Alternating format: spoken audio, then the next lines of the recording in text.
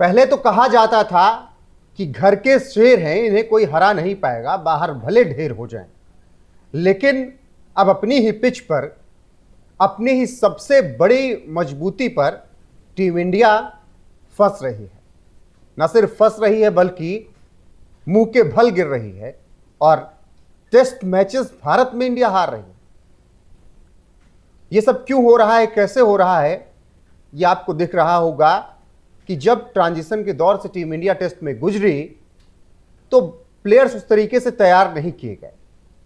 चेतेश्वर पुजारा, अजिंक्य रहाणे तब आए जब वी.वी. लक्ष्मण, राहुल द्रविड़, सौरव गांगुली जा रहे थे।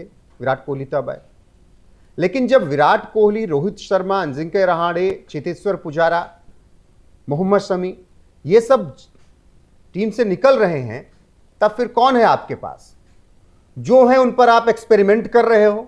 कभी 5वें पर खिलाओ, कभी 7वें पर, कभी 1 डाउन, कभी 8वें पर वाशिंगटन सुंदर, कभी 3रे नंबर पर खेल रहे हैं। चल क्या रहा भाई साहब? जो चल रहा है वो केवल और केवल साउथ अफ्रीका की क्लास चल रही है। पहली पारी में अफ्रीका ने इतने रन बना दिए हैं कि भारत दूसरी पारी में भी शायद वो रन ना पूरा कर सके। उम्मीद तो हम यही करेंगे कि कम से कम टेस्ट ड्रॉ करा लें या इनिंग से ना हारें। बाकी तीसरा ऑप्शन जीत का तो अभी दिख नहीं रहा है। कुछ अप्रत्याशित हो जाए तो बात अलग है। 489 रन पहली पारी में बना देती है साउथ अफ्रीका और उनके 7वें 8वें नंबर के बल्लेबाज शतक और शतक मार के चले जाते हैं। 45 रन करते हैं। मार्को यानसेन 93 रन करते हैं। 109 मुथुस्वामी करते हैं। और आपके वीर बलवान क्या करते हैं? नीचे से शुरू कीजिए तो सिराज 2, बुमराह 5, कुलदीप ने बहुत अच्छी इनिंग खेली, 134 गेंदों में 19 रन।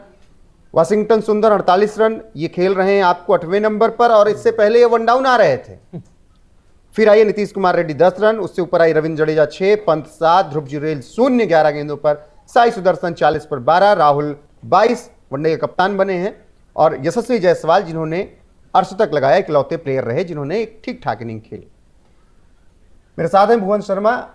भुवन जी, कभी ध्रुव जुरेल खेलेंगे चौथे 3रे नंबर पर, कभी वाशिंगटन सुंदर खेलेंगे, कभी हर्षित राणा रविंद्र जडेजा से ऊपर खेलने आ जाएंगे। ये चल क्या रहा है भाई साहब? और रवि शास्त्री क्यों इतना गुस्सा हो गए इन सब मामलों पर? नहीं, रवि शास्त्री का गुस्सा होना लाजमी था। एक बड़ा मशहूर शेर है कि हमें तो अपनों ने लूटा, गैरों में कहाँ दम था। तो गौतम गंभीर सीधे तौर पर निशाने पर आ गए एक बार फिर से और सोशल मीडिया इस वक्त उनको गाली देने से भरा पड़ा है। इसमें कहने में कोई गुरेज नहीं है क्योंकि ये प्रत्यक्ष है, इसको प्रमाण की आवश्यकता नहीं है। गौतम गंभीर जिस तरह से स्ट्रैटेजी बना रहे हैं, रोहित आप देखिए, एक प्रयोगशाला बना दिया उसने टीम इंडिया को और प्लेइंग 11 तो ऐसे चुन रहे हैं कि सोच कुछ और रहे हैं, मैदान पर जाकर हो कुछ और रहा है। आप ऑलराउंडर चुन ले रहे हैं लेकिन उससे ऑलराउंडर वाला काम नहीं ले रहे हैं। बॉलर साहब चुन लेते हैं लेकिन बॉलिंग करवाते नहीं है। तो भाई साहब, आप किस माइंडसेट से टीम तैयार कर रहे हैं, ये सवाल तो आपसे पूछे जाएंगे। तभी रवि शास्त्री कमेंट्री बॉक्स में बैठ करके ये कह देते हैं कि ये ऐसी कोई पिच नहीं थी जहां पर 7 विकेट पर 150 रन बन पाते। तो ये रवि शास्त्री वो भी कोच रह चुके हैं, वो इस बात को अच्छे से जानते हैं कि टीम कॉम्बिनेशन क्या होती है, कैसे तैयार की जाती है। WTC के एरा में, जब WTC के अंदर आपको अपनी जगह बनानी है, उस लड़ाई को लड़ना है, ऐसे में आप पहले वेस्ट इंडीज और अब साउथ अफ्रीका लगातार उसी स्ट्रगलिंग मोड में नजर आ रहे हैं। अपने घर में ही ऐसा संघर्ष टेस्ट में इंडिया को देखना पड़ेगा, ये किसी ने सोचा भी नहीं था रोहित। बिल्कुल, और इसीलिए रवि शास्त्री बयान दे रहे हैं। रवि शास्त्री ने क्या कुछ अपने बयान में कहा है वो आपको एक बार पहले बता देते हैं कि रवि शास्त्री ने अपने बयान में क्या कुछ कहा। रवि शास्त्री कहते हैं, नहीं बिल्कुल नहीं, इसका कोई तुक नहीं है। क्या थॉट प्रोसेस है, सोच है, मैं नहीं समझ पा रहा। मेरा मतलब है कि जब वो सीरीज की तरफ पीछे मुड़कर देखेंगे तो कुछ सिलेक्शंस को देखेंगे। अभी भी थॉट प्रोसेस समझने की कोशिश कर रहा है। जैसे आप कोलकाता में 4 स्पिनरों को खिलाते हैं और उनमें से एक स्पिनर सिर्फ 1 ओवर फेंकता है। आदर्श तौर पर आपको एक स्पेशलिस्ट बैटर के साथ जाना चाहिए था। इसी तरह यहाँ देखिए, वाशिंगटन सुंदर को पिछले टेस्ट में 3 नंबर पर उतारा गया, उसे यहाँ आप आसानी से नंबर 4 पर उतार सकते थे क्योंकि अब आपके पास नंबर 3 है। वह वाशिंगटन सुंदर नंबर 8 नहीं है, वह 8वें नंबर से बहुत बेहतर है। ये बयान है रवि शास्त्री का, पूर्व कोच रहे हैं और विराट कोहली के टाइम पर वो टीम इंडिया के कोच थे। मोहन जी वो यही कह रहे हैं कि कभी 3 पर उतार रहे हो, हाँ। कम से कम आज 3 पर नहीं उतार सकते। साई सुदर्शन थे तो 4 पर उतार देते। 8वें नंबर का बल्लेबाज थोड़ी उसको 8वें पर आप ले जा रहे हो, फिर ध्रुव जेरोल के आप ऊपर ले आ रहे हो। तो ये कॉम्बिनेशन जो चल रहा है, गौतम गंभीर नहीं समझ पा रहे हैं, प्लेयर नहीं समझ पा रहे हैं, या फिर चलो ठीक है खेल लेते हैं, 11 प्लेयर को जाना है, खेल लेते हैं, कोई कहीं चले जाओ। नहीं देखिए, ये बहुत इंपॉर्टेंट है, इसीलिए कहते हैं पोजीशन का रोल बहुत ज़्यादा इंपॉर्टेंट हो जाता है जब आप मैदान पर खिलाड़ियों को तैयार करते हैं, उतारते हैं। और ध्रुव जुरेल की भी आपने बात की अपने उसमें, तो कभी वो 7वें पे आते हैं, अगले वाले मैच में वो 4थे पे आ जाते हैं, फिर आप उनको 1 डाउन उतार देते हैं।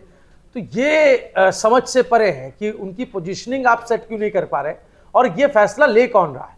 गौतम गंभीर अगर ऐसा फैसला ले रहे हैं तो अगरकर इस पर चुप क्यों है? क्या इसमें कोई रायशुमारी नहीं होती है? क्या इसमें कोई राय मशवरा नहीं होता है? क्या ये एक तरफा फैसला है जो धोनी, माफ कीजिए, जो गंभीर थोप रहे हैं टीम पर? ऐसा प्रयोग हमने आज से पहले नहीं देखा है, और उसका असर रिजल्ट में पड़ रहा है। रोहित, आप स्पिनर्स के खिलाफ भी जूझ रहे हैं, मैं बैटिंग की खास तौर पर बात करूंगा, आप स्पिनर्स के खिलाफ भी और जूझ आप रहे हैं। वर्ल्ड क्लास है स्पिन खेलने में, सबसे बड़ी बात, दुनिया में आपसे बेहतर स्पिन कोई नहीं खेलता है। और गुवाहाटी में आप तेज पिच पर भी जूझ रहे हैं।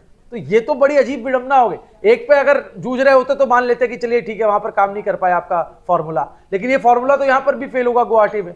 तो इसको इस तरीके से भी देखना समझना होगा कि गंभीर के ये फैसले कितने घातक साबित हो रहे हैं टीम इंडिया के लिए, और टेस्ट में जो धब्बा टीम इंडिया के माथे कलंक लगने जा रहा है, जैसा कि आपने कहा कि साउथ अफ्रीका सीरीज में भी वही हश्र होगा जो इंडीज के साथ हुआ।